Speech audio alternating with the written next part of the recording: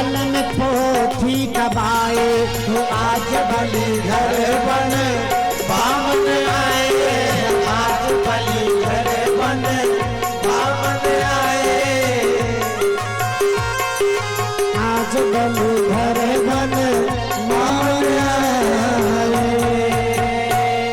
समय अभाव है, इसलिए भजनों को नहीं बस कथा को श्रवण किया जाएगा, क्योंकि समय अभाव है।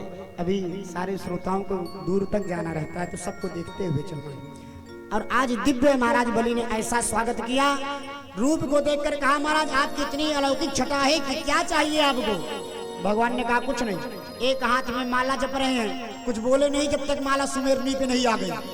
बलि ने देखा ये तो पक्के पहुंचे ब्राह्मण है, कहा प्रदेव कुछ तो बोलो, इशारा की माला पूरी हो जाए तब बोलेंगे, इसलिए माला बीच में नहीं बोलना चाहिए। देखा कि इतने तपस्वी हैं, ऐसे तपस्वी ब्राह्मण को सर्वस्व दे देना चाहिए। कहा नाथ कुछ चाहिए, कहा कुछ नहीं, मैं कुछ लेता नहीं, मैं बड़ा पहुंचा हुआ ब्राह्मण हूँ। कहा आपका ये जो रूप है ना विप्रदेव इतना अच्छा लग रहा है, आपका विवाह करा दें कहिए तो। बलि ने कहा, बामन भगवान ने कहा मैं विवाह नहीं करूंगा, कौन मुझसे करेगा। कहा आप एक बार हामी भरिए, सबो लाइन में लगा देंगे, मैं बलि राजा हूँ।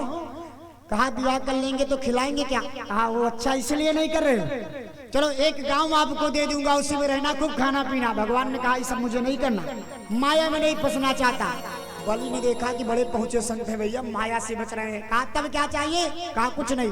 कहा अब आए हो तो कुछ तो लेना पड़ेगा। कहा बहुत जिद करते हो तो ऐसा करो, मुझे दो मेरे पैर से 3 पैर जमीन दे दो। पादान 3 देवेंद्र शमितान पदा मम, मुझे 3 पग जमीन चाहिए, वो भी सदा मम, मेरे पैर से। बलि जोर से मुस्कुराया कि जितने छोटे हो उतनी छोटी बुद्धि, एक तो छोटे बामन हो और छोटे छोटे पैर, 3 पग लेके करोगे क्या, आसन भी नहीं लगा पाओगे। नाथ ने कहा देना हो सो दो, नहीं तो मैं तो चला। बलि ने कहा ठहरो ठहरो अभी दिए देता हूँ, मुझे शर्म आ रही देने में, 3 पग लोग क्या कहेंगे। कहा दुनिया क्या कहेगी, नहीं मतलब देना हो तो दो। बलि तैयार हो गया। भगवान ने कहा संकल्प करो। बलि ने कहा 3 पग में संकल्प, ये तो मेरी अपमान होगा, संकल्प न कराओ। कहा मैं इतना सच्चा ब्राह्मण हूँ, बिना संकल्प के महाराज भोजन भी नहीं करता। समझ गए बलि की पहुंचा हुआ ब्राह्मण है। मगाया कमंडल, अंदर से कुसा अक्षत जल आया, संकल्प करने लगे तो शुक्राचार्य जी छिद्र में जाके घुस के बैठ गए कि आज जल गिरेगा नहीं तो संकल्प कैसे होगा। भगवान ने देखा हो तो शुक्राचार्य है, कुसा को लिया बलि के हाथ से, उसी कुसा के जल की तरफ से महाराज उसमें डाल के छेद दिया। जो ही जल को डाला, शुक्राचार्य की एक आंखें फूट गई, अंधी हो गई, निकले टोंटी से भागे। तो मानो भगवान बताना चाहते हैं शुक्राचार्य को कि गुरु को सबको एक समान दृष्टि से देखना चाहिए। कोई गरीब चेला है, कोई अमीर चेला है, तो ये नहीं कि अमीर के यहाँ जाए तो खूब अच्छे से रहे, गरीब के यहाँ तो मुंह फुला ले। गुरु का स्वभाव गरीब अमीर सब एक जैसे होने चाहिए, तभी तो गुरु की श्रेणी मिली है। तो आज इनका आंख बूटा भागे। भगवान ने संकल्प कराया, कहा अब नप लो। कहा कहाँ से नपे। बलि ने कहा जहां से इच्छा हो वहां से नाप लो। भगवान नापना शुरू किए तो पहले किए क्या कि विराट स्वरूप, विराट स्वरूप को बनाया। इतना विराट स्वरूप कि पैर पृथ्वी पर है और महाराज सर आकाश में छू जाता है। सारे असुर आज देख करके अचंभित रह गए, ये महाराज कैसी माया है, देखने में छोटा बावना था कैसा हो गया। अब नाथ ने कहा कहां से नापे। बलि भयभीत हुआ लेकिन चरणों में गिर गया, नाथ मुझे पता है आप जगन के नाथ हैं, आपकी जहां से इच्छा हो कहां से नाप लो। भगवान ने एक में नापी पृथ्वी, दूजे में आकाश, तीजा पग कहां कहां पड़े, सब ही असुर निराश। एक में पृथ्वी को, एक में आकाश को नाप लिया। कहा बलि तीसरा पैर कहां रखें। सारे असुर सोच में पड़ गए। बलि हाथ जोड़ के खड़ा हो गया, नाथ ये बताओ जमीन बड़ी होती है कि जमीन का मालिक। कहा जमीन का मालिक। कहा जब जमीन का मालिक बड़े होता है तो मेरे ऊपर भी आप अपने तीसरे कदम को रख दीजिए। भगवान ने तुरंत बलि के सर पर चरणों को रखते हुए बलि को नाग लोक बांध लिया। हमारा नाग फांस में बांध कर सीधा ले जाकर सुतल लोक में पटक दिया। आज सुतल लोक में आए तो नाथ स्वयं उसे बंधन मुक्त करके हाथ जोड़ के खड़े हो गए। बलि तेरी इतनी तपस्या, मैं तुझसे प्रसन्न हो गया, मांग ले, क्या मांगना चाहता है। भगवान ने बलि ने कहा भगवान देना चाहते हो तो एक चीज दे दो। ये जहाँ ले आए हो यहाँ 54 दरवाजे हैं, तो मैं चाहता हूँ जो आपका पुराना रूप था बामन वाला वही रूप में फिर आ जाओ। वही रूप में आ गए। कहा अब क्या करें? कहा मैं जिस दरवाजे से जब भी निकलूं आप मेरी पहरेदारी उसी दरवाजे पे खड़ते करते हुए मुझे मिले, मुझे हर दरवाजे पे वही रूप देखना चाहिए। भगवान पहरेदार बन गए बलि के। 6 महीने बीत गए पहरेदारी करते। लक्ष्मी जी ढूंढ रही है कि विष्णु कहाँ गए, विष्णु कहाँ गए। नारद जी आके बताए भवानी वो तो बलि के यहाँ बंदी है।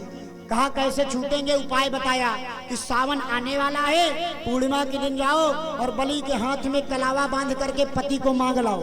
तभी से रक्षाबंधन का त्योहार चल गया। लक्ष्मी भवानी जाती हैं, बलि के हाथ में कलावा बांधती हैं और मंत्र भी इसलिए बलि के ही नाम पे बन गया कि देन बद्धो बलि राजा दानविंद्रो महाबला तेन त्वाम प्रतिपधनामि रक्षे माचल माचल। इतना बड़ा भक्त बलि था, उसके नाम पे ही मंत्र बन गए। लक्ष्मी जी ने कलावा बांधा। कहा क्या चाहिए? कहा मेरे सरकार को दे दो। कहा ठीक है दे देते हैं। आजाद कर दिया बलि ने। भगवान जाने तो लगे लेकिन आशीर्वाद दिया बलि को। कहा बलि तेरी इस भक्ति से हम प्रसन्न हैं, जा तो रहे लेकिन मैं हर साल 4 महीने के लिए तेरे यहाँ पहरेदारी करने आऊंगा। जो चतुर्मासा व्रत लगता है, जब कहते हैं भगवान सो गए हैं जेठ में, तो वही भगवान जाते हैं बलि के यहाँ पहरेदारी। कब तक करते हैं? कार्तिक की बड़की एकादशी तक, जब तक देव प्रबोधनी एकादशी नहीं जाती। 4 महीने भगवान बलि के यहाँ पहरेदारी करते हैं। इसलिए होता है कि शुभ कामना किया जाए, क्योंकि पहरेदार बन के बैठे हैं। जब कहते हैं भगवान सो रहे हैं तो सोते नहीं, पहरेदारी करते हैं। इंद्र को बात पता लगी। जो इंद्र जब वर्षा होती है तो महाराज छोड़ते हैं, जो कहते हैं लोग की लाइट गिर रही है। लाइट क्या है? कहा ये इंद्र बाण छोड़ता है। बाण क्यों छोड़ता है? कहा सुतल लोक में बलि है तो उसको मारने के लिए छोड़ता है कि अगर बलि मर जाएगा तो मैं इंद्र बना रहूंगा। क्योंकि बलि ने इतना यज्ञ कर लिए हैं कि आने वाले जो भावी इंद्र हैं वो बलि महाराज होंगे। भगवान ने आशीर्वाद दे रखा है, तो इसलिए बलि को मारने के लिए इंद्र अपने बाणों को छोड़ते हैं कि मर जाए तो मैं ही इंद्र बना रहूं, नहीं तो मेरी जो ही पुण्य छीण हुए मैं हटा दिया जाऊंगा। किस प्रकार से नाथ ने कल्याण किया और रक्षाबंधन का त्योहार चला। लेकिन अब तो रक्षाबंधन का मतलब कुछ दूसरा हो गया कि कलावा बांधिए तो 2000 रुपए पहले जेब में रखवाइए तब बंधवाइए। अब बहनें पैसे के लिए बांधती हैं, लेकिन लक्ष्मी जी ने अपने पति को बचाने के लिए बंधवाया था भैया। इसलिए बहनों से निवेदन है पैसे की बहुत ज्यादा लालसा ना रखो। भैया के हाथ में कलाई बांधो तो एक आशीर्वाद मांग लो कि भैया ऐसा आशीर्वाद दे दो कि आप जब तक मैं रहूंगी संसार में मेरी सुरक्षा करना। और अगर सुरक्षा करने का कर्तव्य दे दिया तो पैसा उससे बढ़ के नहीं होता हमारा। तो इसलिए इस सद्बुद्धि ले आओ। पैसे के चक्कर में अपने आप को इतना ना परेशान कर दो कि नाम ही बदनाम हो जाए।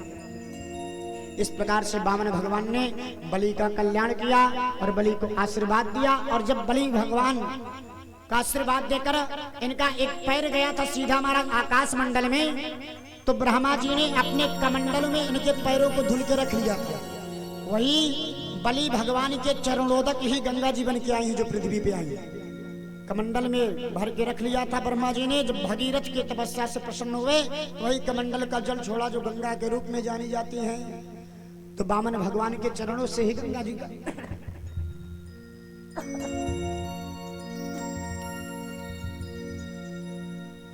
जी का प्रादुर्भाव हुआ।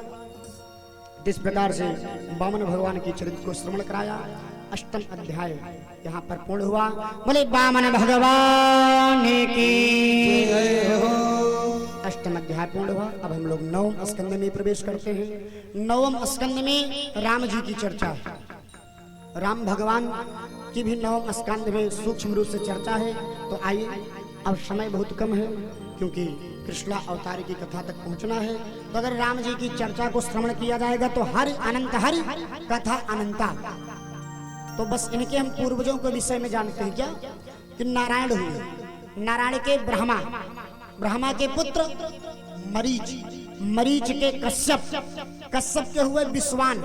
यही जब विश्वान राजा हुए इतने प्रतापी राजा हुए कि महाराज इन्हीं से सूर्य वंश हो गया। नहीं तो पहले नारायण से ही उत्पन्न हुए, लेकिन विश्वान सूर्य के प्रताप से सूर्य वंश हुआ।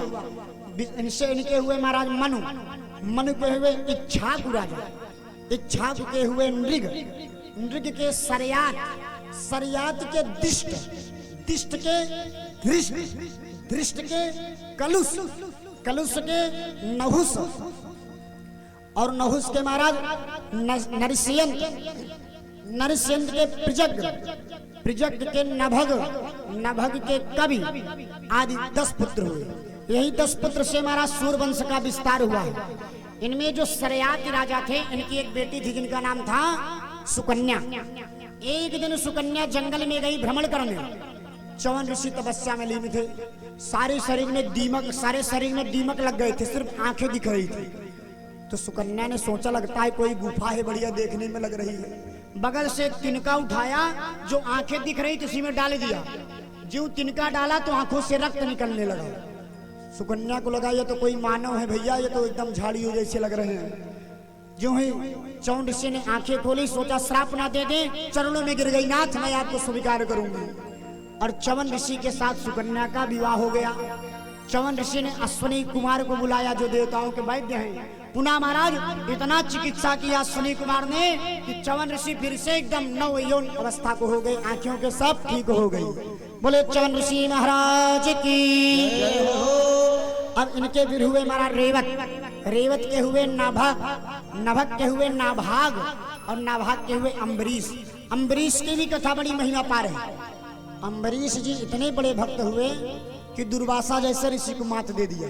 परिचित हाथ जोड़ के खड़े हो गए, महाराज दुर्वासा इतने क्रोधी थे तो अम्बरीश ने कैसे मात दिया। कहा एक दिन एकादशी का व्रत था और अम्बरीश जी किए, तो दूसरे दिन द्वादशी के बाद त्रयोदशी आनी थी। दुर्वासा ऋषि आकर अम्बरीश से कहा आज हम आपके यहाँ ही पारण करेंगे। अम्बरीश महाराज निराहार व्रत रहते थे एकादशी का, तो इंतजार कर रहे हैं दुर्वासा ऋषि आवे तो पारण हो। दुर्वासा ऋषि चले गए सरोवर में स्नान करने। आज सोच रहे हैं कि मैं जाऊंगा नहीं, देखूं ये पारण कैसे करता है। द्वादशी के बाद त्रयोदशी लगनी थी। अम्बरीश ने सोचा कि व्रत का कोई फल नहीं मिलेगा, इसलिए जल को पी करके पारण कर लिया। जैसे ही जल पिया तुरंत दुर्वासा महाराज पहुंच गए, क्रोध कर गए। एक संत को निमंत्रण देकर स्वयं जल पीते हो, श्राप दे दूंगा। जो कहा श्राप दे दूंगा, भगवान का चक्र तुरंत आ गया महाराज कि आज तुझे ही मैं मार डालूंगा। जब देखो तब श्राप दे दूंगा, श्राप दे दूंगा। मेरे इतने सच्चे भक्त को श्राप देने की बात करता है। चक्र आया, दुर्वासा ऋषि भागे, डर गए। ब्रह्मा की शरण में गए, विष्णु की शरण में गए, शिव की शरण में गए, लेकिन कोई नहीं बचा पाया। अब तो महाराज फिर नारायण की शरण में गए। नाराज कैसे बचूं? नारायण ने कहा अगर अपनी रक्षा चाहते हो तो जाओ अम्बरीश से क्षमा मांगो। अगर वही क्षमा करिए तो बच जाओगे, नहीं तो मैं भी नहीं बचा सकता, क्योंकि मैं भी भक्त के अधीन हूँ। दुर्वासा ऋषि गए, अम्बरीश से क्षमा मांगे। अम्बरीश चरणों में गिरकर प्रणाम किए। महाराज आप संत हैं, आप मुझे प्रणाम करें, ये शोभा नहीं देता, लेकिन हर जगह क्रोध नहीं शोभा देता। तब से दुर्वासा जी क्रोध करना बंद किए। जब सबक सीख पाए तब महाराज। तो इनके वीर अम्बरीश के हुए पुनवांश, पुनवांश राजा जो हुए महाराज, इनकी भी लीला बड़ी अपरंपार है। इनके कुल की एक लीला थी कि बिना यज्ञ के किसी को पुत्र नहीं होता था। ब्राह्मण आए, पुत्रेष्ठ यज्ञ किए, जल को अभिमंत्रित करके दे के चले गए। और रात्र में पुनवांश राजा जिस कमरे में लेटे थे वहीं अभिमंत्रित जल घड़े का रख लिया। और रात को उनको प्यास लगी तो यह ना समझ पाए कि अभिमंत्रित जल है कि कैसा जल है, और उस जल को ही पी गए। अब जब जल पी गए तो ब्राह्मणों का अभिमंत्रित जल, तब पुनवांश राजा को ही गर्भ आ गया। अब सारे सुबह हुई तो चर्चा हुई, महाराज अब राजा को गर्भ हो गया, अब कैसे हो। तो सारे चिकित्साकार आए और महाराज पुनवांश राजा के पेट को फाड़ करके पुत्र को निकाला गया। पुत्र तो बच गया, अब कहा इनको दूध कहाँ से पिलाया जाए। तो इंद्र भगवान आकर अपनी अंगुली का पान कराते हैं। अंगुली का पान कराया तो इनका नाम मानधाता हो गया। मानधाता च महीपते कृत युगे लंकार भूतो गता। जो हमारा जन्म स्थान है, अब तो मानिए वृंदावन में ही रहना हो रहा है 12 साल से, लेकिन जन्म स्थान हमारा मानधाता ही है। तो हम लोग भी बड़भागी हैं, आप लोग बड़भागी हैं। यहाँ करपात्री जी महाराज प्रकट हुए हैं, लेकिन हम भी बड़भागी हैं कि मानधाता जैसे राजा के क्षेत्र के हम लोग हैं। तो महाराज मानधाता हुए, मानधाता के सत्यव्रत हुए, सत्यव्रत के हरिश्चंद्र, हरिश्चंद्र के रोहित, रोहित के बाहुक, बाहुक के सगर, सगर महाराज एक दिन तपस्या कर रहे थे, उनके 60,000 पुत्र थे। बड़ा अहंकार आया। एक दिन कपिल महाराज से बैर कर बैठे। कपिल महाराज ने श्राप दे दिया, 60 के 60,000 जलकर राख हो गए, ढेरे बन गए। अब महाराज कहा चरणों में गिरा, कल्याण कैसे होगा। कहा गंगा जी को बुलाओ। तपस्या करने लगे। सगर ने तपस्या की, गंगा जी नहीं आई। असमंजस आए, इनके पुत्र तपस्या किए, नहीं आई। उनके पुत्र अंशुमान हुए, नहीं आई। दिलीप हुए, वो भी तपस्या किए, नहीं आई। दिलीप के पुत्र हुए भागीरथ। जब भागीरथ ने तपस्या किया, 5 पीढ़ी महाराज तपस्या की, तब गंगा जी आई हैं। और हम आप हमारे आपके क्षेत्र में मानिकपुर ही पास में ही है, और गंगा स्नान करने नहीं जाते। सोचिए 5 पीढ़ी तपस्या करके जो गंगा जी पृथ्वी पे आई, कम से कम गंगे तो दर्शनात् मुक्ति, उनका दर्शन करने से लाभ हो जाता है, और हम लोग जाना नहीं चाहते। ये पाप है हम लोगों को, इसलिए जाना चाहिए, गंगा स्नान करना चाहिए। हम महाराज जब भागीरथ लेके आने लगे, कहा गंगा जी जाएंगी कैसे? कहा शंकर जी की निवेदन करो, जटा फैलाएं। शंकर जी जटा को खोल कर बैठे, ब्रह्मा जी ने कमंडल से जल पलट दिया। गंगा जी आई और शंकर जी की जटा में ही समाहित हो गए।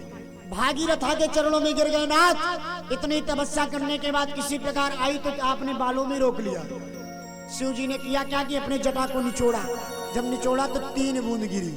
वही 3 बूंद फिर आप भयानक रूप लेकर आगे बढ़ने लगी। एक ऋषि तपस्या कर रहे थे, जहु ऋषि। महाराज गंगा जी उधर से गुजर रहे, जहु ऋषि की कुटिया को उड़ा दिया। जहु ऋषि को क्रोध आया, मेरी कुटिया को उड़ाओगी? 3 ही बार में केशवाय नमः, माधवाय नमः, नारायणाय नमः, गंगा जी का पान कर गए। अब भागीरथ चरणों में आगे गिर गए। नाथ, मेरे ऊपर कृपा करिए, कहां कहां मैं किससे निवेदन करूं? मेरे पूर्वजों का तरण नहीं हो पाएगा क्या? 60,000 ढेर बने हैं, कम से कम कृपा तो करिए। जहु ऋषि ने ऐसे कान को पकड़कर निचोड़ दिया। कान को जब निचोड़ा तो उसमें से 1 बूंद जल गिरा। तभी से गंगा जी का एक नाम जाह्नवी हो गया। बोले जाह्नवी महारानी की जय हो। जहु ऋषि के कान से उत्पन्न हुई, इसलिए जाह्नवी इनका नाम पड़ा। तो फिर गंगा जी ने विराट रूप लिया, आगे चलने लगी, और जाकर महाराज सगर के 60,000 पुत्रों को स्पर्श करती हुई गई। सबका कल्याण हो गया। गंगोत्री से निकलकर सीधा प्रयागराज होते हुए महाराज हर गंगा जी ने सबका कल्याण किया। फिर इनके पुत्र हुए ऋषिपर्ण, ऋषिपर्ण के हुए सौदात, सौदास के अस्मंदत, अस्मंदत के नारी कवच, नारी कवच के खटवांग राजा हुए। इनको श्राप था कि 6 क्षण में मर जाओगे, लेकिन इतने तपस्वी राजा थे कि 6 क्षण में भी परमात्मा को प्राप्त कर लिया, खटवांग राजा।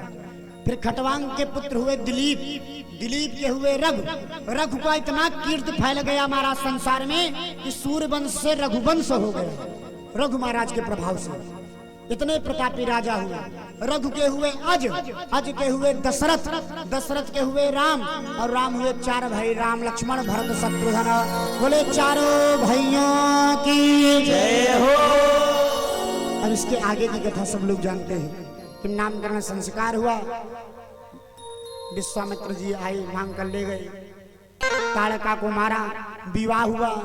सीता जी आई, वनगमन हुआ, फिर असुरों को मारकर फिर अंत में राम जी का राज्याभिषेक हुआ। तो इसलिए अगर इधर बढ़ेंगे तो राम जी की कथा ही इतनी प्यारी है कि 7 दिन नहीं 17 दिन राम चर्चा पे चर्चा करो, लेकिन कथा पूर्ण नहीं होगी।